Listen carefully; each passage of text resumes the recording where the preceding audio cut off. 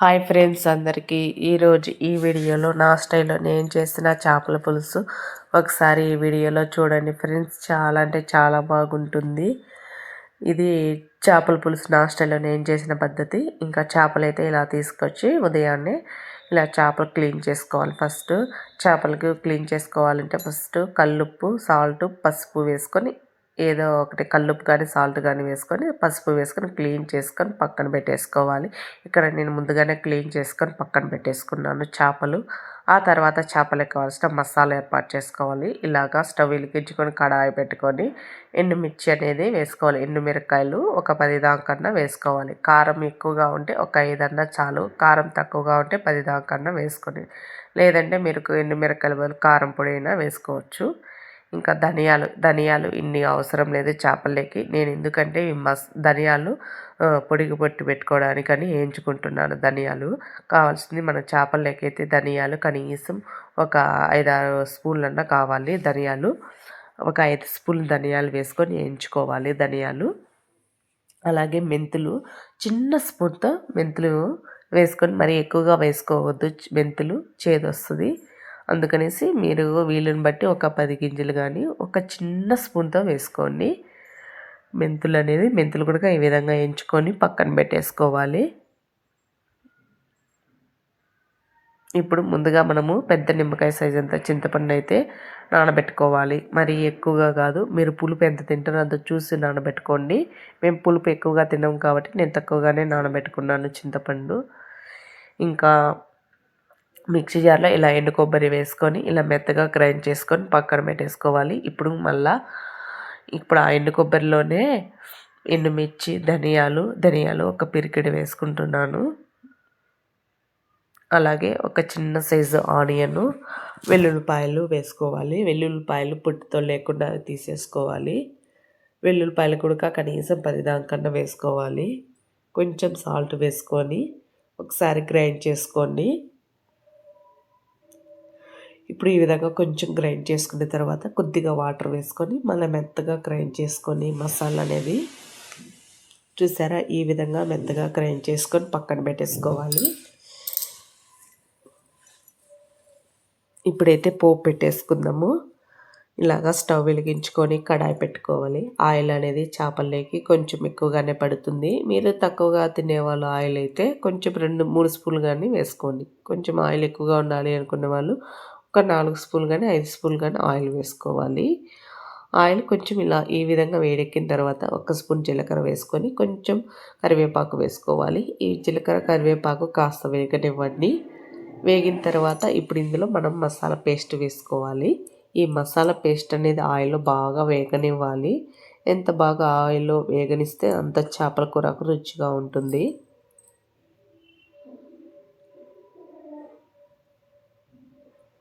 చూసారా ఈ విధంగా అయితే వేయించుకోవాలి. ఇప్పుడు ఇందులో మనము పసుపు వేసుకోవాలి. కొద్దిగా 1 స్పూన్ అయితే పసుపు వేసుకోవాలి. ఈ పసుపు వేసుకొని ఒకసారి గెంటితో ఇలాగా కలిదిప్పుకోవాలి.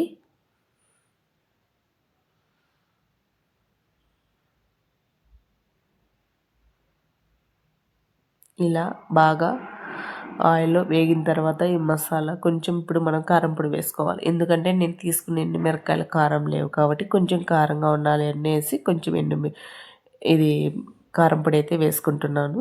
ఈ కారం పొడి వేసుకొని కొంచెం లైట్గా వేగనివ్వాలి.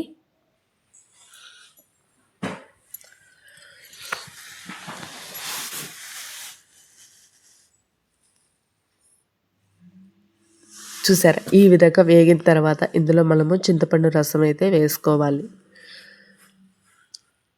చింతపండు రసం వేసుకొని మీరు కావాలంటే నెయ్యి కూడా వేసుకోవాలి.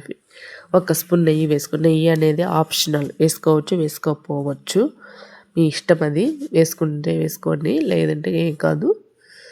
ఇక్కడ నేను ఇంట్లో ఉంది కాబట్టి 1 స్పూన్ నెయ్యి వేసుకున్నాను. ఈ నెయ్యి కొంచెం కరిగేదాకా కాస్త బాగా కలిదిప్పుకోవాలి గెంటితో. ఇప్పుడు ఇందులో మనం చింతపండు రసం అయితే వేసుకోవాలి. చింతపండు రసం ఇలాగా రెడీ చేసుకోవాలి ముందుగా మనము.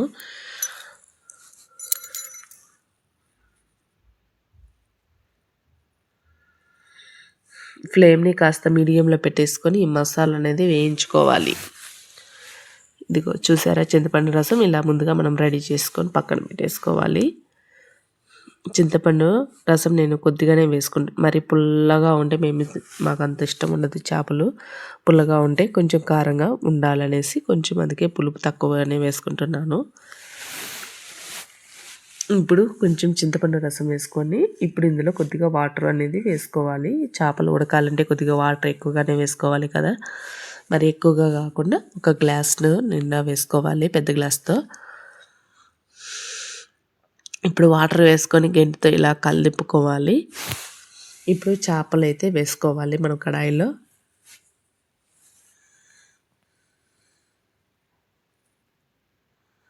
చేపలు చూసారా, ఇలాగా వేసుకోవాలి.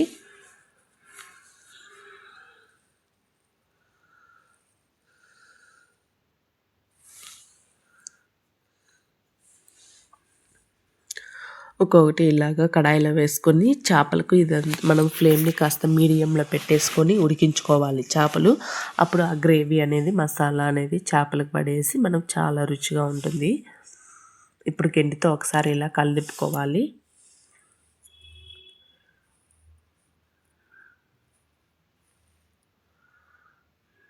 మూత పెట్టేసుకొని మనము ఉడికించుకోవాలి చేపలు.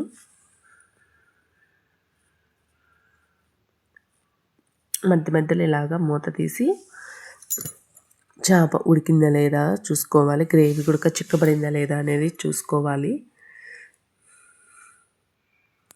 ఎక్కువగా పదే పదే కలిపి కాకండి, చేపలు అనేది ఇరిగిపోతే మళ్ళీ బాగుండదు.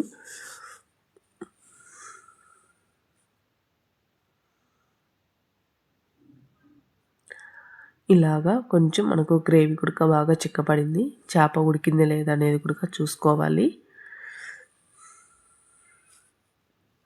అలాగే కొంచెం లో ఫ్లేమ్లో కాకుండా మీడియంలో పెట్టేసుకొని చేప అనేది బాగా బ్రహ్మాండంగా ఉడికిపోతుంది. అట్లాగా ఆ విధంగా హై ఫ్లేమ్లో పెట్టద్దు, చేప ఉడికేదానికి ఎక్కువ టైం కూడా పట్టదు కదా, తక్కువ టైమే పడుతుంది కాబట్టి మీడియంలో పెట్టేసుకొని ఇలాగ ఉడికించుకోవాలి.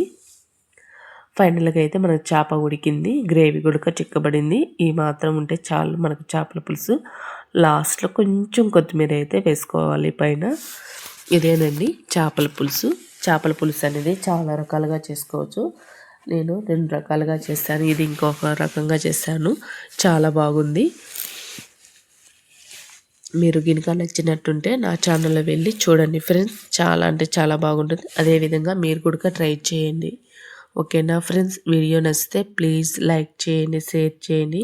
కొత్తగా చూసిన వాళ్ళైతే మా ఛానల్ని సబ్స్క్రైబ్ చేసుకోండి. అలాగే ఇంకా వీడియోస్ చూడాలి అనుకున్న వాళ్ళు మా ఛానల్ని ఫాలో అవ్వండి ఫ్రెండ్స్, చాలా బాగుంటాయి. ఇవన్నీ మా పల్లెటూరులో చేసే వంటలు. మీకు కనుక నచ్చినట్లుంటే లైక్ చేయాలి. అలాగే ఈ చేపల పులుసు ఎలా ఉండేది కామెంట్ బాక్స్లో కామెంట్ చేసి చెప్పండి ఫ్రెండ్స్, చాలా అంటే చాలా బాగుంటుంది ఇది. ఈ విధంగా చేపల కూరగా చేసుకున్నారంటే ఓకేనా. ఓకే ఫ్రెండ్స్, వీడియో నచ్చితే ప్లీజ్ ఒక లైక్ చేయండి.